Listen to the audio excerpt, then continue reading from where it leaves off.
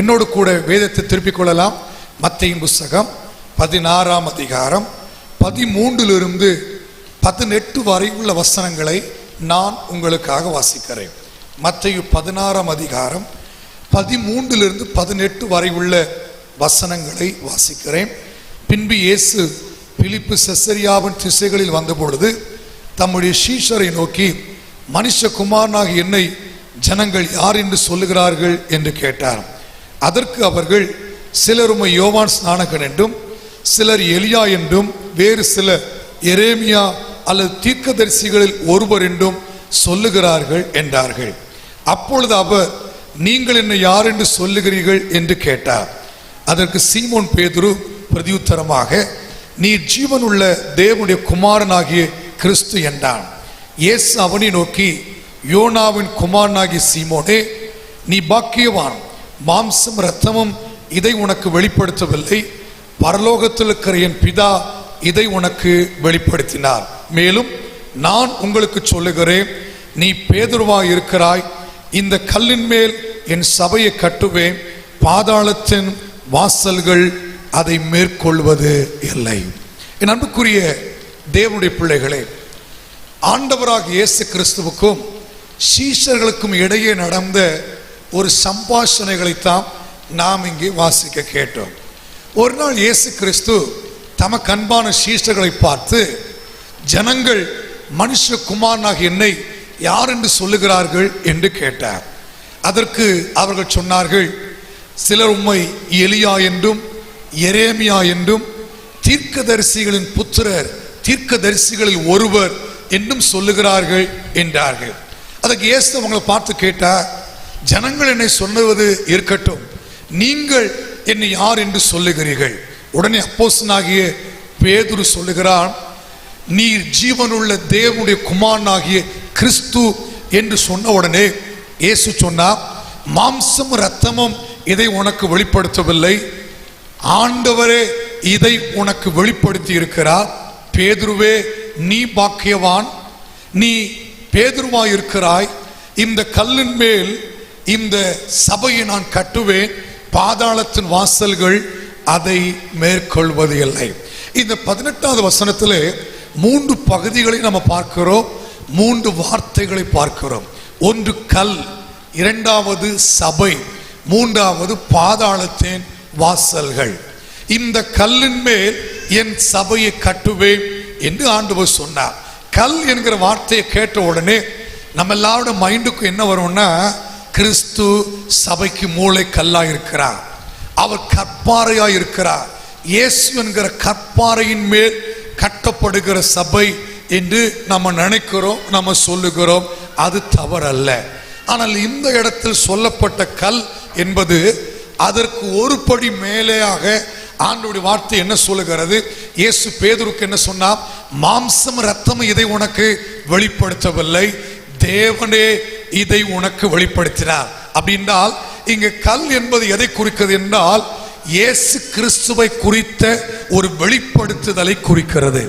இயேசு கிறிஸ்துவை குறித்து சொல்லப்பட்ட ஒரு வெளிப்பாடு, கிறிஸ்துவை குறித்த அறிவைத்தான் இங்கே பைபிள் நமக்கு சொல்லுகிறது. நன்றாய் கவனிக்க வேண்டும். நாம் ஆராதிக்கிற தேவனை குறித்த அறிவு, வெளிச்சம் சபைக்கு தேவை.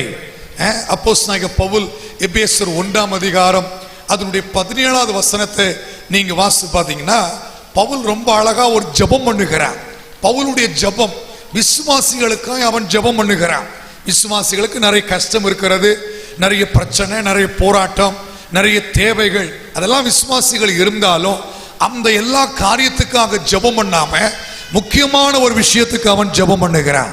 நீங்க இந்த வசனத்தை வாசி பார்த்தா தெரியும், பிதாவாகிய தேவனை, குமாரனாகிய கிறிஸ்துவை குறித்த அறிவிலே இவர்கள் வளர்வதற்கு, அறிவை அடைவதற்கு வேண்டிய ஞானத்தையும் ஆவியையும் தர வேண்டும் என்று ஜெபம் பண்ணுகிறான். ஜனங்களுக்கு தேவை நிறைய பிரச்சனையிலிருந்து விடுதலை வரணும், நிறைய கஷ்டத்திலிருந்து விடுதலை வரணும். ஆனா பவுல் ஜெபம் பண்ணுகிறார், இவர்கள் இயேசுவை அறிகிற அறிவை அடைய வேண்டும், அதற்கான ஞானத்தை தந்தருளும் என்று ஜெபம் பண்ணுகிறார். அப்படின்றால் உங்க வாழ்க்கைக்கான பிரச்சனைக்கான ஒரு தீர்வு, ஒரு விடுதலை எதிலே அடங்கி இருக்கிறது தெரியுமா? இயேசுவை பற்றின வெளிப்பாட்டிலே அடங்கி இருக்கிறது. இன்னைக்கு நாம விடுதலை அடைய ஏராளமான வழிகளை கற்று வச்சிருக்கிறார். ஏராளமான போர் ஆயுதங்களை கற்று வச்சிருக்கிறார். ஜெபம் ஒரு போர் ஆயுதம். ஆனால் அந்த அளவு போதாது என்று பைபிள் சொல்லுகிறது. ஃபாதர் பெர்க்மான்ஸ் அழகா ஒரு பாட்டு பாடுவார். இன்னும் உம்மை அறியணுமே, இன்னும் உம்மை கிட்டி சேரணுமே. ஒரு விசுவாசி, ஒரு சபையின் தேவ மக்களுடைய வாழ்வில் இருக்க வேண்டிய ஒரு சுபாவம் என்னென்னால், ஆண்டவரை இன்னும் நம்ம அறியணும். எந்த அளவுக்கு நீங்க அறிகிறீர்களோ அந்த அளவுக்கு உங்க வாழ்க்கையில் ஒரு விடுதலை வரும்.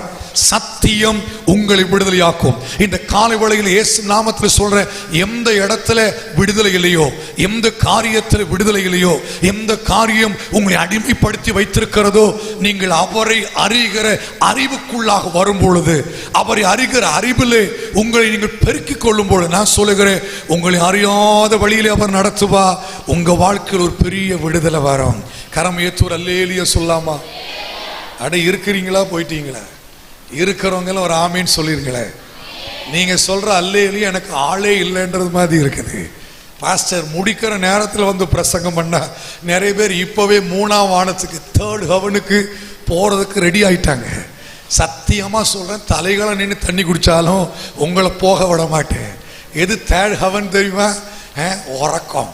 சில வீட்டில் தூங்க மாட்டாங்க, சர்ச்சில் உட்காந்து நல்ல கொட்டாயி கட்டாவி எல்லாம் வந்துடும். சில ஆட்களுக்கு பைபிளை திறந்தா போதும் உறக்கமா வந்துடும். சில ஆட்களுக்கு முழங்கால் படிட்டா போதும். சில ஆட்களுக்கு சர்ச்சில் பாட்டு பாடுறதெல்லாம் தூக்கத்துக்கு ஏற்ற ஒரு பாட்டு மாடி தாலாட்டு மாதிரி இருக்கும். நீங்க ரொம்ப நல்லவங்க. 916 சுத்த தங்கம். ஒரு ஆமேன்னு சொல்லுங்க. நீங்க உற்சாகமா இருந்தா சரியான நேரத்துக்கு முடிப்பேன், இல்லைன்னா சாயந்தர கூட்டத்தையும் சேர்த்தையும் நடத்துவேன். ஆமேன்னு சொல்லுங்க. வயசான அம்மாமாருக்கெல்லாம் ரொம்ப சந்தோஷம். எங்களுக்கு வேற என்ன வேலை வெட்டி பார்த்தேன், சர்ச்சிலேயே கிடக்கிறோம், சாப்பாடு வேற கிடைக்குமா, சாப்பிட்டுட்டு இங்கே உட்காந்துக்கலாம். பெருசவங்க பெரியவங்க அப்படி சொன்னா மற்றவங்களுக்கெல்லாம் ஒரு மைண்ட்ல, அவங்க மைண்ட் வாய்ஸ் என்ன தெரியுமா? எங்களுக்கு 1008 வேலை இருக்கு தெரியுமா? உங்களுக்கு 1008 இருக்குதோ, எங்களுக்கு 1009 வேலை இருக்குது. எங்களுக்கு நிறைய வேலை இருக்குது. ஒரு ஆமேன்னு சொல்லுங்க. அதனால சாயங்காலம் வரைக்கும் பிரசங்கம் பண்ணுவேன் நினைச்சிடாதீங்க. அவ்வளவு கொடூரமான பிரசங்கியார் அல்ல. சரியான நேரத்தில் முடிச்சிருவேன். உங்க அட்டென்ஷன் எங்களுக்கு தேவை. ஆமே ஆமே. உங்க உற்சாகம் தேவை, உங்க கவனம் ரொம்ப தேவை. பிசாசு பாருங்க, அவன் எப்படி வருவான்னா தந்திரமா வருவான். ஓனுடா டிவி மாதிரி கொம்ப வச்சுக்கிட்டெல்லாம் பிசாசு வரமாட்டான். அவன் எப்படி வருவான்னா, அவன் தந்திரமா அப்படியே மைண்டுக்குள்ள அப்படியே ஒவ்வொரு காரியத்தை கொண்டு போட்டு, இந்த கிரிக்கெட் மேட்ச் பார்த்துருக்கீங்களா? இந்த பேட்டிங் ஃபீல்டு ஒருத்தன் இருப்பாங்க, பவுலிங் சைடில் ஒருத்தன் இருப்பாங்க. பேட்ஸ்மேன் என்ன செய்வான், அவன் பேட்டை வச்சுட்டு இருப்பான். ஒவ்வொரு பாலா போட போட இவன் அடிச்சுக்கிட்டே இருப்பான். 1 ரன் எடுப்பான், 4 எடுப்பான், 6 எடுப்பான், டக் அவுட் ஆகியும் போயிடுவான், அடிச்சுக்கிட்டே இருப்பான். அப்படித்தான் பிசாசு சில நேரத்தில் நம்ம மைண்ட்ல ஒன்னொன்னா போடுவான், ஒவ்வொரு பாலா போடுவான். நீங்க அடிச்சுக்கிட்டே இருக்கணுமே தவிர பாலெல்லாம் வாங்கி சாப்பிட்டுட்டு உட்காரக்கூடாது. எத்தனை பேருக்கு நான் சொல்றது விளங்குது? கிடைக்கிறதெல்லாம் விளங்கினவங்களுக்காக தோத்துறோம், விளங்காதவங்களுக்காகவும் தோத்துறோம். ஆமே. புரியாதவங்க போக போக நல்லா புரிவீங்க. எத்தனை பேருக்கு நான் சொல்றது விளங்குது? சத்தமா இன்னொரு அல்லேலியா சொல்லிடலாமா? நமக்கு இல்லாததை நம்ம வச்சிருக்கவே கூடாது. நமக்குரியது யாருக்கு விட்டு கொடுக்க கூடாது. யாரோ சொன்னாங்க 4.5 ஏக்கர் இருந்துச்சு, இன்னைக்கு 1 ஏக்கர் தான் வந்திருக்குது. எல்எம்எஸ்லயே மிகப்பெரிய சொத்து வச்சிருக்கிறது நம்ம தான் பணக்கார. அதுக்கு ஆண்டவருக்கு தோத்துறோம். ஏன் அந்த வார்த்தை வந்துச்சு தெரியுமா? நமக்குரியது யாருக்கு இனி விட மாட்டோம். இதுவரை எப்படியோ போயிடுச்சு, இனி நாங்க என்ன செய்ய மாட்டோம், விட மாட்டோம். உங்களுக்குரியதை நீங்க விடக்கூடாது. உங்களுக்குரிய சுகம், உங்களுக்குரிய ஆரோக்கியம், உங்களுக்குரிய செழிப்பு, உங்களுக்குரிய சந்தோஷம், உங்களுக்குரிய நல்ல வாழ்வு, இதை நீங்க விடவே கூடாது. ஆனா அதே நேரத்தில் உங்களுக்குரியதல்லாதது உங்களுக்கு தேவையே இல்லை. நான் சொன்ன வியாதி என்பது உங்களுக்கு தேவையில்லாதது, அது உங்களுக்குரியது அல்ல. சுகம்தான் உங்களுடைய பிறப்பு உரிமை. அடிக்கடி சொன்ன, healing is our birth right. சுகம் என்னுடைய பிறப்பு உரிமை, அது பிள்ளைகளுடைய அப்பம். இந்த சுகத்தை தான் நான் வைத்திருப்பேனே தவிர என்னுடையது அல்லாத வியாதியை என் சரீரத்தை நான் சுமக்கவே மாட்டேன். நீங்க இன்றைக்கு காலை வேளையில் ஒன்றை நீங்க மைண்ட்ல வச்சுக்கொள்ளணும், எனக்கு உரியதல்லாத எதுவும் எனக்கு தேவையில்லை, அதை நான் வைத்துக்க போவதில்லை, ஓட ஓட விரட்ட போறேன். ஆனா எனக்கு உரியதை நான் ஒருபோதும் விட்டு கொடுக்க மாட்டேன். பைபிள்ல எசபேல், ஆகாப் ராஜா, நாபோத் என்கிற மனுஷன், இதெல்லாம் படிச்சிருப்பீங்க. எத்தனை பேர் படிச்சிருக்கிறீங்க? பைபிள் படிச்சவங்க நல்லா தெரியும். ராஜாக்கு புஸ்தகத்துல வாசிக்கிறோம். இந்த நாபோத்துக்கு ஒரு திராட்சை தோட்டம் இருந்துச்சு. அது எங்க இருந்துச்சு தெரியுமா? ஆகாப் ராஜாவோட அரண்மனைக்கு பக்கத்தில் இருந்துச்சு. ராஜா இந்த தோட்டத்தின் மேல ரொம்ப கண்ணு.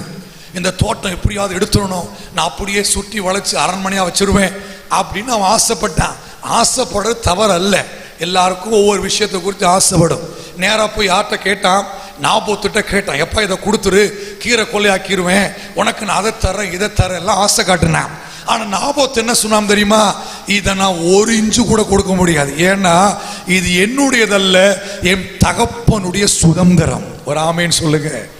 எத்தனை பேருக்கு நான் சொல்றது விளங்குது? அப்பாவுடைய சுதந்திரம். அப்பா எனக்கு சிலுவையில சம்பாதித்த ஆசீர்வாதம் எனக்குரியது, நான் அதை விட்டு கொடுக்கவே மாட்டேன். சொல்றவங்க ஒரு அல்லேலூயா சொல்லிருங்க. எத்தனை பேருக்கு நான் சொல்றது விளங்குது? சிலுவையில் அவர் சம்பாதித்தெல்லாம் தகப்பனுடைய சுதந்திரம், அது நம்முடைய சொத்து, அதை நாம் விடவே கூடாது.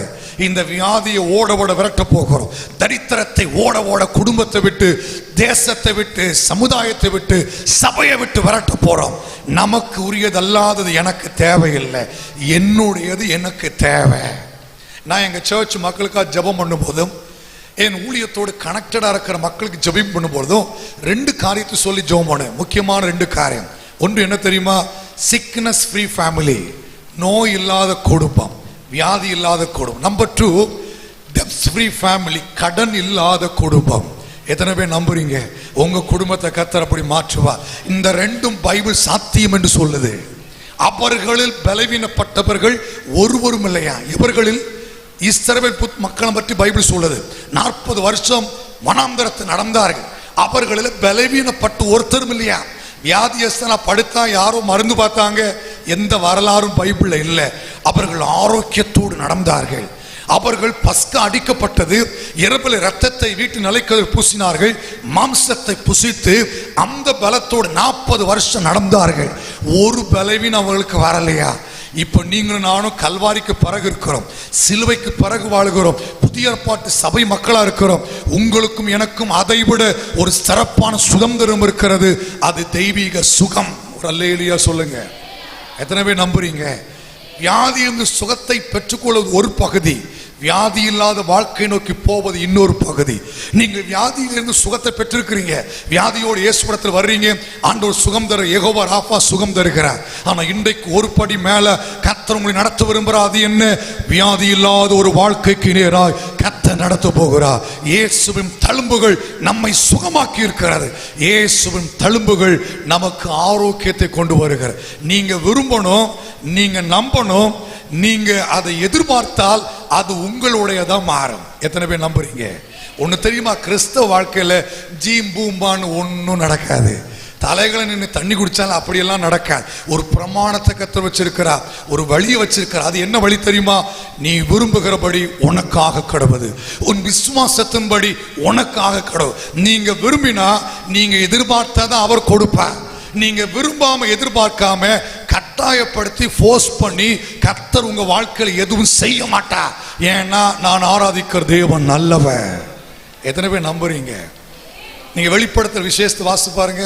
வசனம் என்ன சொல்லுதுன்னா, வாசற்படியில் நின்று தட்டுகிறேன், கதவை தட்டுகிறேன், ஒருவன் சத்தத்தை கேட்டு கதவை திறந்தால் நான் அவனுக்குள் பிரவேசித்து அவனோடு கூட என்ன செய்வேன்? போஜனம் பண்ணுவேன். திறந்தா உள்ள வருவேன், திறக்கலைன்னா வரமாட்டேன். அது மாத்திரமல்ல, இயேசு சொன்னா, ஒருவன் என்னை பின்பற்றி வர விரும்பினால் தன்னைத்தான் வெறுத்து தன் சிலுவை எடுத்துக்கொண்டு என்னை பின்பற்றி வர கடவன். என்ன சொல்லுகிறா? விரும்பினா வாங்கப்பா, விரும்பலன்னா உன் இஷ்டம். விரும்பினா நல்ல வாழ்வு தருவேன், விரும்பின ஆரோக்கியமான வாழ்வு இருக்கிறது, நல்ல எதிர்காலம் காத்திருக்கிறது. எத்தனை பேருக்கு நான் சொல்றது விளங்குது? கர்த்தர் ஒரு வழிமுறையை பிரமாணத்தை வச்சிருக்கிறார். நீங்க விரும்பணும். அவருடைய விருப்பம் பைபிள் எழுதப்பட்டிருக்கிறது. அவருடைய சித்தம், உங்களை குறித்து அவருடைய சித்தம் பைபிள் எழுதப்பட்டிருக்கிறது. உங்க ஆண்டவர் உங்களை வச்சிருக்கிற சித்தம், உங்களை குறித்து வைத்திருக்கிற திட்டம், அதை நீங்க விரும்பி எதிர்பார்த்தால் அது உங்களுடையதா மாறும். அல்லேலூயா. சத்தமா சொல்லுங்க, இன்னும் சத்தமா சொல்லுங்க பார்க்கலாம். நம்ம எல்லாம் மணி அடிச்ச உடனே சாப்பிட்டு பழகிட்டோம். மணி 1 ஆகிச்சு, அப்படித்தானே? மணி எத்தனை ஆச்சு? 1 ஆக போகுது. நிறைய பேருக்கு பசியின் கொடுமை வேற, நிறைய பேருக்கு இவர் சீக்கிரமா முடிச்சிருவாரான்னு ஒரு எண்ணம். நல்லா கவனிக்கணும். நல்ல சரீர சாப்பாடு சாப்பிட்றதுக்கு முன்னாடி ஆவிக்குரிய சாப்பாடை சாப்பிட்டு போயிட்டீங்கன்னா இது உங்க ஜீவகாலமெல்லாம் உங்களுக்கு உதவி செய்யும். இன்னைக்கு ஒரு விதையாக இந்த வார்த்தை உங்க இருதயத்தில் வரப்போகிறது, விதையா உங்க வாழ்க்கைக்குள் வரப்போகிறது. இது உங்களை வாழ வைக்கும், இது உங்க வாழ்க்கை அப்படியே மாற்றும். எத்தனை பேருக்கு நான் சொல்றது விளங்குது? நம்பர் 2, டெப்ஸ் ஃப்ரீ ஃபேமிலி, கடன் இல்லாத வாழ்க்கை. உபாகமம் 28:12 என்ன சொல்லுது? நீ அநேகம் ஜாதிகளுக்கு கடன் கொடுப்பாய், நீயோ கடன் வாங்காதிருப்பாய். ஜாதிகள்னா ஆங்கில பைபிள்ல நேஷன்ஸ் இருக்குது.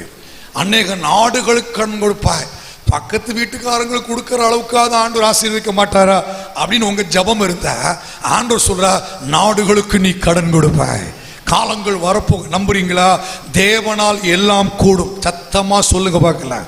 இந்த சர்ச்சு எப்படி கட்டினீங்க என்க வரலாறெல்லாம் 330 நாள் நீங்க பண்ண பிரயாசத்தெல்லாம் நீங்க சொல்லும் போது எனக்கு இந்த வசனம் தான் ஞாபகம் வந்தது.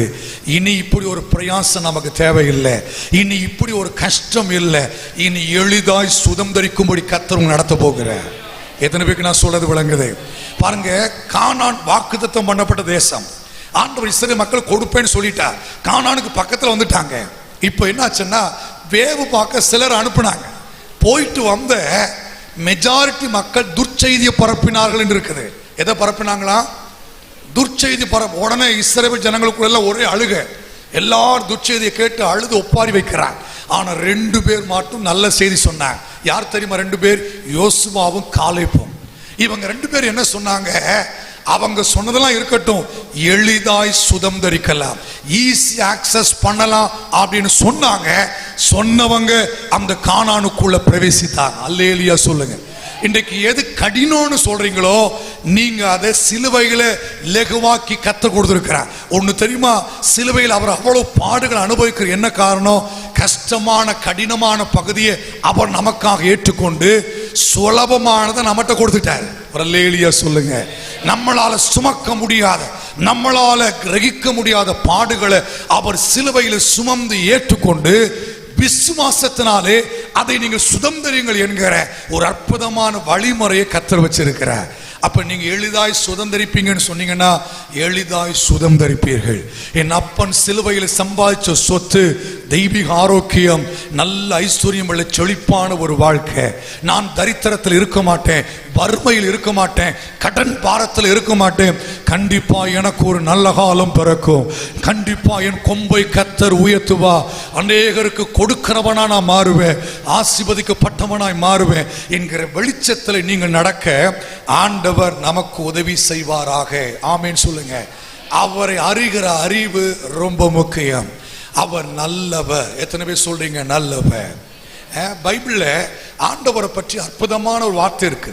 யோவான் 3:16 வாசித்து பார்த்தா அதுதான் கீவேர்ட். சுவிசேஷத்தினுடைய கீவேர்டு என்னன்னா யோவான் 3:16, தேவன் தம்முடைய ஒரே பேரான குமாரனை தந்தருளி ஒருவரும் கெட்டு போகாதபடி இவ்வளவாய் உலகத்தில் அன்பு கூர்ந்தார். தந்தருளி என்கிற தமிழ் வேதாகமத்தில் சில மொழிபெயர்ப்பு எப்படி இருக்குன்னா, தேவன் அவரை கொடுத்து இவ்வளவாய் உலகத்தில் அன்பு கூர்ந்தாராம். யாரை கொடுத்தாராம்? பிதா குமாரனை கொடுத்து அன்பு கூர்ந்தாராம். அப்ப பிதாவனுடைய சுபாவம் என்ன? பிதா யார்? தேவன் யார்? எப்படிப்பட்டவர்னா அவர் கொடுக்கிற தேவன். சொல்லுங்க பார்க்கலாம். அவர் யார்? கொடுக்கிற தேவன். பிதா தன்னுடைய ஒரே பேரான குமாரன், தி பெஸ்ட், சிறப்பானதை மனு மக்களுக்காக கொடுத்தார். குமாரன் எதை கொடுத்தார்? சிலுவையிலே தன்னுடைய கடைசி சொட்டு ரத்தத்தையும் கொடுத்தார். அதோடு அப்போஸ்தலனாகிய பவுல் எழுதுகிறார். என்ன எழுதுகிறார் தெரியுமா?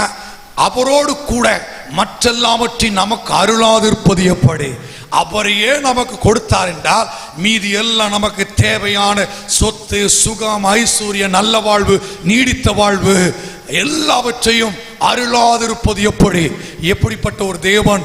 கொடுக்கிற தேவன். அவர் ஆமேன்னு சொல்லலாமா? அவர் அள்ளி கொடுப்பார், அளவில்லாமல் கொடுப்பா, சம்பூர்ணமாய் கொடுப்பா, இடம் கொள்ளாமல் போக மட்டும் கொடுப்பா, வலதுபுறத்திலும் இடதுபுறத்திலும் இடம் கொண்டு போகும்படி அதிகமாய் கொடுக்கிற ஒரு நல்ல தேவன். இவரை குறித்த ஒரு வெளிப்பாடு உங்களுக்கு வருமானால் உங்க வாழ்க்கையில நீங்கள் அற்புதங்களை காண்பீர்கள். பைபிள்ல ஒரு கேரக்டர், அவரை பற்றி சொல்லி முடிக்க விரும்புகிறேன். யார் தெரியுமா? யோபு. யோபு எல்லாருக்கும் பிடிக்கும்.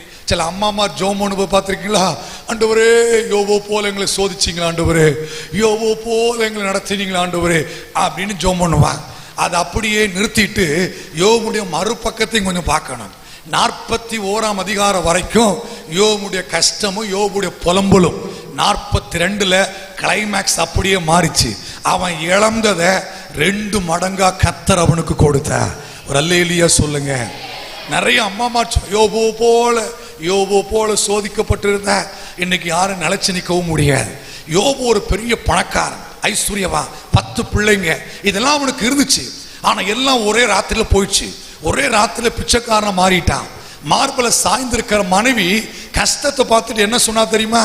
யோபு பார்த்து, இன்னும் ஏன் உத்தமத்துல கத்தரு சர்ச்சு பைபிள் இப்படிலாம் ஓடிட்டே இருக்கிற? இந்த ஆண்டவரை தூஷித்துட்டு ஜீவனை விட்டுரு. ஜீவனை விடுன்னு மட்டும் சொல்லல, கடவுளையும் தூஷிக்க சொல்லுகிறார். ஆண்டவர் தூஷிக்க சொல்லி ஜீவனை விட சொல்லுகிறார்.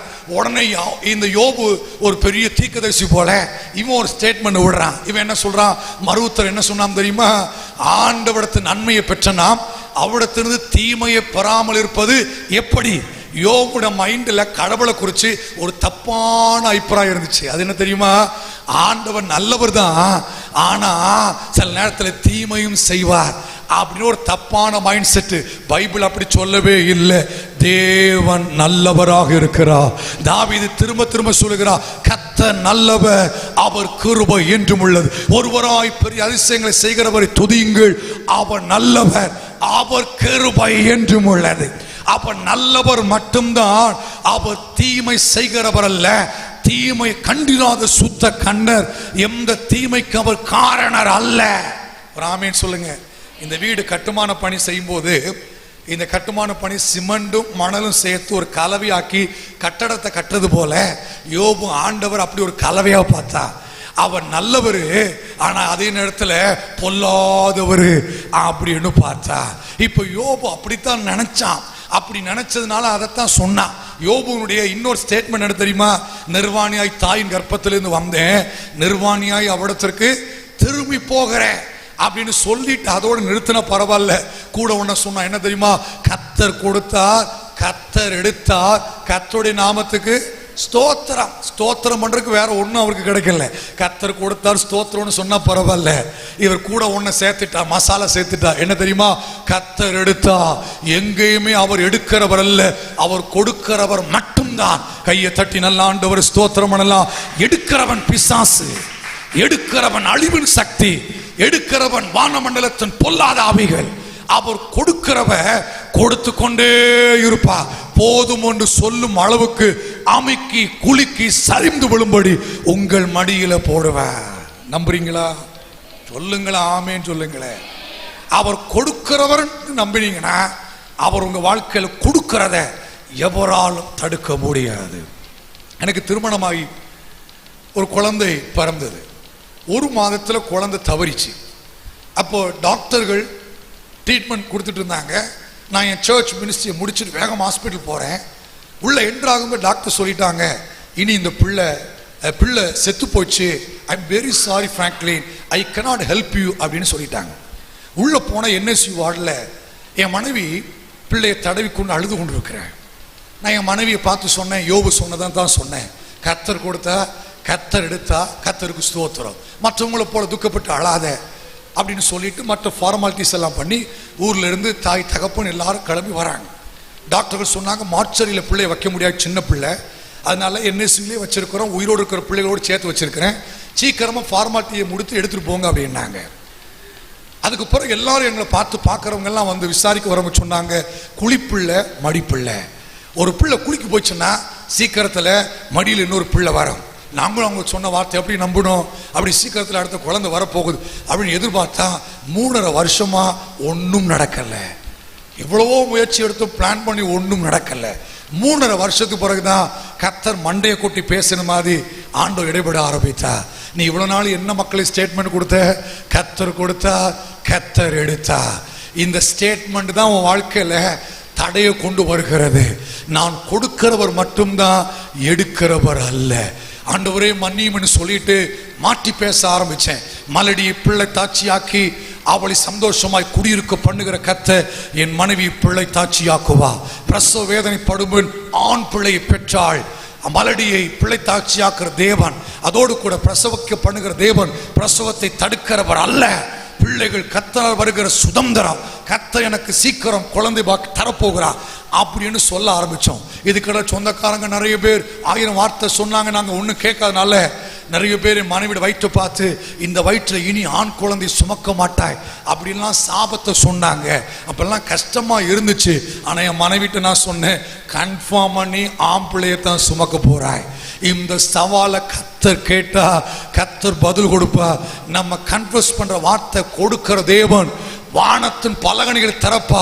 கொடுக்கிற கடவுள் கூரையை பிச்சு கொடுப்பான்னு சொன்னார் பாருங்க, அத மாதிரி கொடுப்பார் பார். நீ ஒன்னும் பயப்படாத, கண்டிப்பா கர்த்தர் நமக்கு ஒரு அற்புதம் செய்வா, கர்ப்பம் திறக்கும் அப்படின்னு அவர்கிட்ட பேசிட்டே இருந்தோம் பாருங்க. கர்த்தர் ஒரு ஆண் குழந்தை அல்ல, இன்னைக்கு 2 சிங்க குட்டிகளை கர்த்தர் கொடுத்திருக்கிறார். கையை தட்டி நல்ல ஆண்டவரே ஸ்தோத்திரம். அவரால் கூடாதது ஒன்றுமே இல்லை. சவால் அவர் ஏற்றுக்கொள்ளுகிறார். உங்களை சபிக்கிற நீங்க பாசிபிலிட்டியா மாற்றணும். ஐயோ சாபத்தை வாங்கி வச்சுட்டு லட்டு மாதிரி உட்கார வச்சுட்டு, ஐயோ என் கதை முடிஞ்சு போச்சு அவ்வளவுதான், இவ சொல்லிட்டா கரிநாக்கு அப்படின்னு உட்கார்ந்து கர்த்தர் அழைக்கல.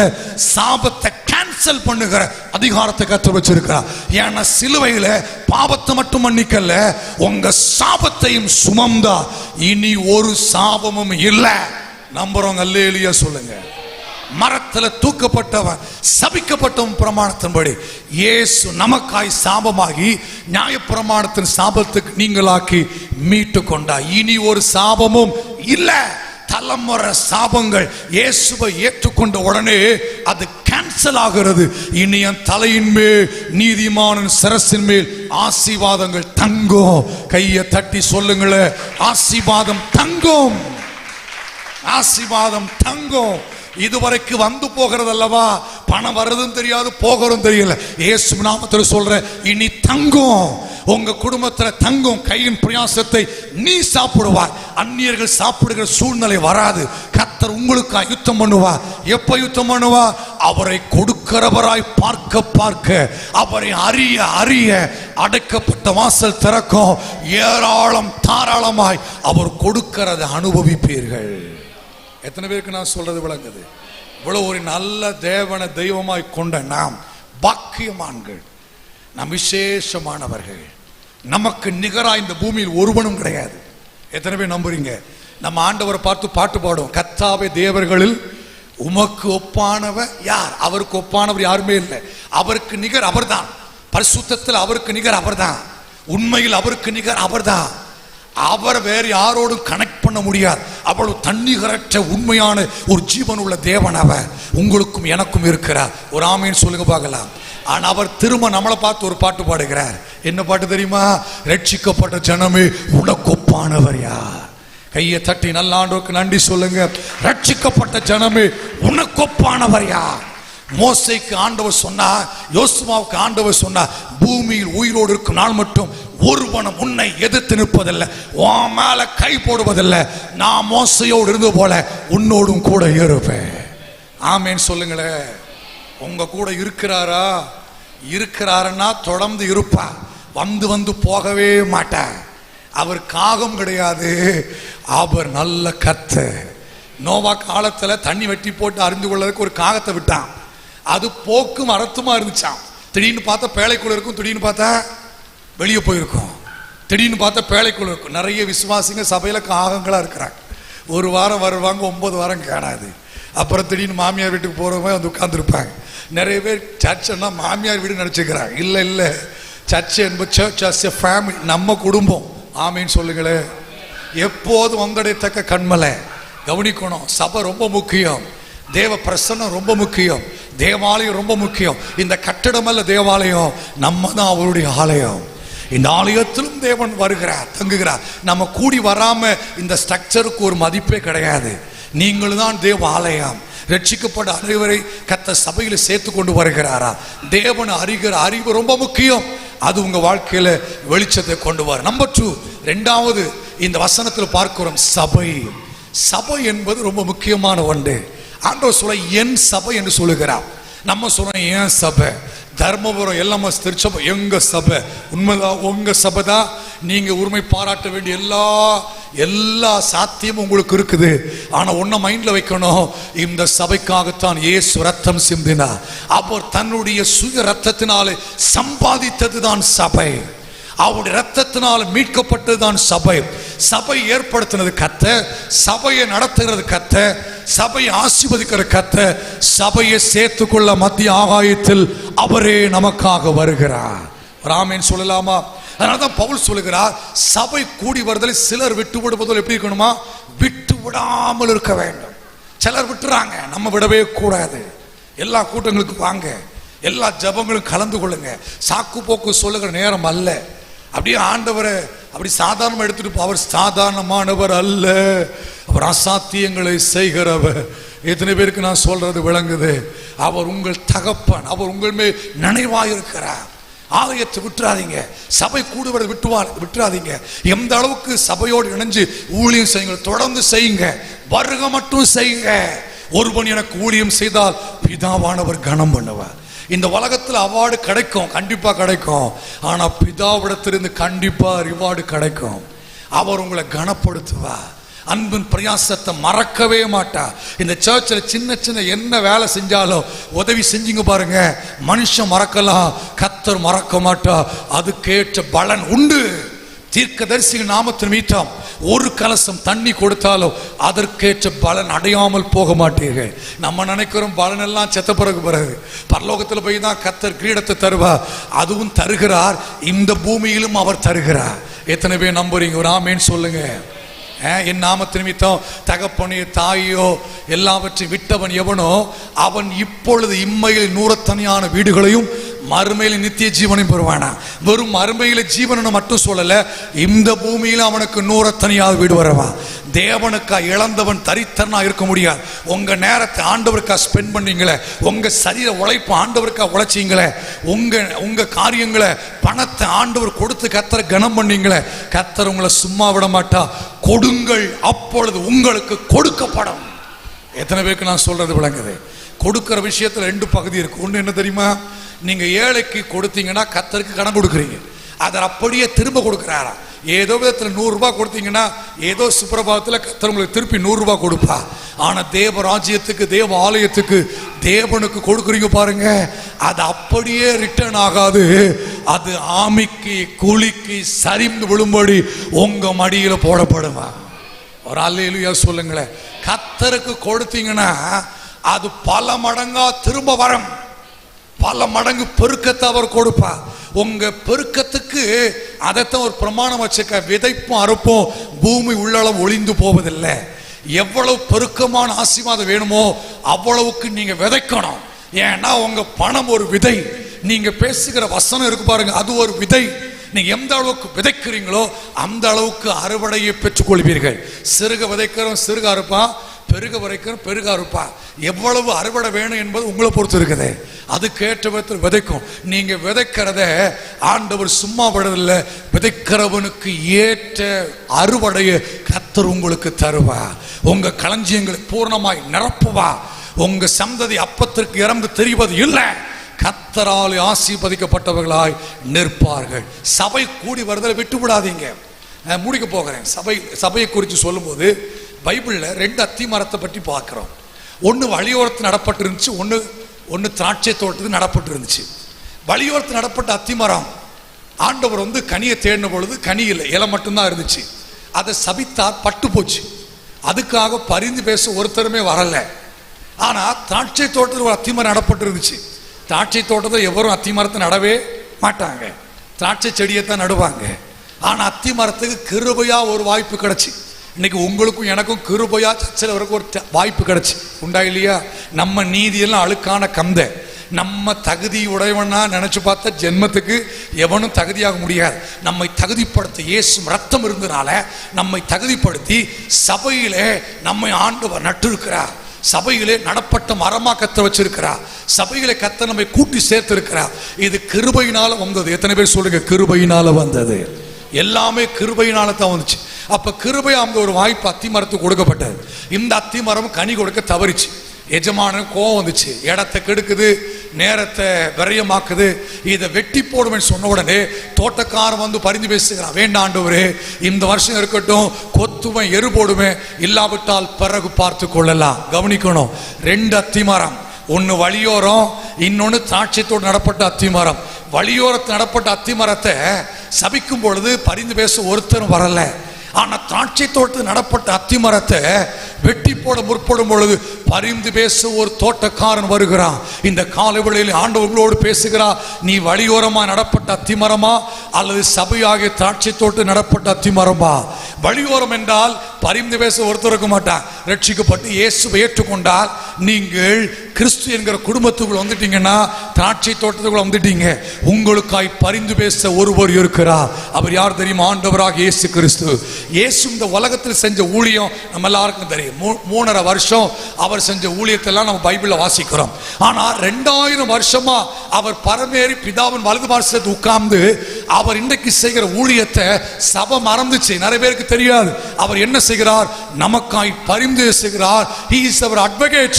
வழக்காடி கொண்டிருக்கிறார். பிசாசு குற்றம் சாட்டுகிறவன் நம்மை அழிக்க நினைத்து அவன் பிளான் பண்ணும் பொழுது கிறிஸ்து வழக்காடுவார். இல்லை, இவங்களுக்கான ரத்தம் சிந்தினே, இவர்களுக்கான ஜீவனை கொடுத்து, இந்த ரத்தத்தின் புண்ணியத்தினால் என் ஜனங்கள் விடுவிக்கப்பட வேண்டும் என்று ஆண்டவர் என்ன செய்கிறாரா?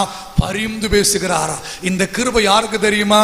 வழியோரத்தில் இருக்கிறவங்க கிடையாது, சபைக்குள்ள வர்றவங்களுக்கு தான் அந்த ஆசீர்வாதம். ஆமேன் சொல்லுங்களேன். நிறைய பேர் யோசிக்கிறார், ஏசுநாதரா பரிந்து பேசுகிறாரா? அவர் பரிந்து பேசிக்கிட்டே இருக்கட்டும், நான் என் பாட்டுக்கு இருப்பேன். இல்லை இல்லை, இன்றைக்கு கத்தருக்குள் நீங்கள் வர வேண்டும், கத்தரிடத்தில் நீங்கள் வர வேண்டும். இன்றைக்கு மந்தையில் சேராத ஆடுகளைப் போல வெறும் பெயர் கிறிஸ்தவனா, பாரம்பரிய கிறிஸ்தவனா இருந்தா, இன்னைக்கு இயேசுவுக்கு உங்க வாழ்க்கையில் இடம் கொடுத்து அவருக்குள்ள வாங்க, மறுபடியும் பிறக்கிற அனுபவத்துக்குள்ள வாங்க. கிறிஸ்து என்கிற அந்த மிகப்பெரிய சொத்தை நீங்க அனுபவிக்க கத்தர் விரும்புகிறார். நீங்க கிறிஸ்து என்கிற குடும்பத்துக்குள்ள வாங்க, நீங்க ஆசீர்வதிக்கப்படுவீங்க. சபை ரொம்ப முக்கியம். சபையிலே கர்த்தர் நம்மை கூட்டி சேர்க்கிறார், சபையை கனப்படுத்துகிறார். சபையின் மூலமாய் கர்த்தர் பெரிய காரியங்களை தேசத்தில் செய்கிறார். ஒன்ன கவனிக்கணும், சபை அவர் ஏற்படுத்தினார். அவர் ஒன்னு ஆரம்பிச்சாருன்னா அது தடப்படாது. அதை எந்த கொம்பனாலும் தடுக்க முடியாது. குடும்பங்களை அவர் தான் ஏற்படுத்தினார். திருமணத்தை அவர் தான் ஏற்படுத்தினார். உண்டா இல்லையா? திருமணம் சொர்க்கத்தில் நிச்சயிக்கப்படுகிறன்னு சொல்லுவாங்க, அது உண்மை. தேவன் தான் திருமணத்தை ஏற்படுத்தினார். அவருடைய மனதில் தோன்றின ஒரு காரியம், திட்டம். அதனால தான் எத்தனை கொரோனா வந்தாலும் திருமணம் நினைச்சா இல்லையே. மூக்கில் மாஸ்கெல்லாம் மாட்டிக்கிட்டு 10 பேரை வச்சு கூட கல்யாணம் நடந்துச்சா இல்லையா? சொல்லுங்களே, உங்களை தான் கேட்குறேன். சாப்பாடு வாசனை வருதா? கொஞ்சம் நேரம் கவனிங்க. கொரோனா காலத்தில் கொரோனா ஆகுது எதுவாகுது, நாங்கள் கல்யாணத்தை நடத்துவோம். ஏன் நடந்துச்சு? ஏன் தடையில்லாமல் நடந்துச்சுன்னா அதை கர்த்தர் ஏற்படுத்தினார். சபையும் அப்படித்தான், அவர் தான் உருவாக்கினார், ரத்தம் சிந்தினார், பலக்கரையம் கொடுத்திருக்கிறார். எந்த கும்பனால் அடுக்க முடியாது. சபையை அழிக்க ரோம் அரசாங்கம் எத்தனை பேர் வந்தாங்க, வரலாற்றில் பெரிய சாம்ராஜ்யங்களாம் எழும்பிச்சு. எவராலும் அசைக்க முடியாத சக்தியா சபை இன்றைக்கு நிலைத்து நிற்கிறது. அதுதான் கர்த்தருடைய காரியம். ஆமேன் சொல்லலாமா? ஆமே. என் சபையை இந்த வெளிப்பாடு என்கிற கல்லின் மேல் கட்டுவேன். 3வது வாக்குத்தத்தம் என்ன தெரியுமா? பாதாளத்தின் வாசல் அதை மேற்கொள்ளாது. பாதாளத்தின் வல்லமைன்னு ஒன்று இருக்கிறது. பாதாள சக்திகள், விழுந்து போன ஆவிகள் ஒன்று இருக்கிறார்கள். அது நம்ம மேற்கொள்ள ட்ரை பண்ணுது. சபையாக குடும்பத்தை ஆட்டி படைச்சு அழிக்க, நொறுக்க பிசாசு பலமா போராடுறான். ஆனா நமக்கு வாக்குத்தத்தம் நம்பிக்கை என்ன? ஒன்றும் என்னை சேதப்படுத்த மாட்டாது, அவைகள் என்னை மேற்கொள்ள முடியாது. உயரத்துல கர்த்தர் வச்சிருக்கிறார். ஆமேன்னு சொல்லிடலாமா? எத்தனை பேர் நம்புறீங்க? கர்த்தர் உன்னதங்களில் என்ன வைத்திருக்கிறார். ஒருவரும் அசைக்கப்படவே முடியாது. பாதாளத்தின் வல்லமைக்கே அதிகாரம் இல்லைன்னா நீங்க பார்க்கிற வியாதி, தரித்திரம் இதெல்லாம் உங்களை அசைச்சிடவே முடியாது.